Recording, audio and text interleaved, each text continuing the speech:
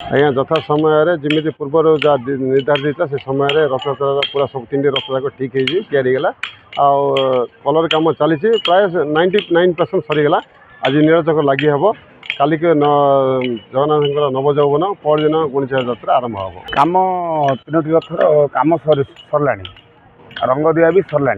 बर्तमान आज हूँ अमावास्या अमावास्या आमर ये जो अमावास्या आमर नीलचक्र लगी हुए नीलचक्र लगे 10:45 की समय धार्य कर समय पूजा तार पूजा सरिले से सब आनी रथ उपर चढ़ई दि जाए।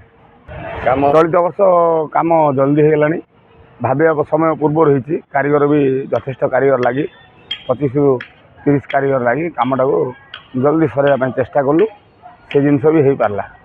रथ निर्माण कार्य 7 दिन पूर्व सरीगला।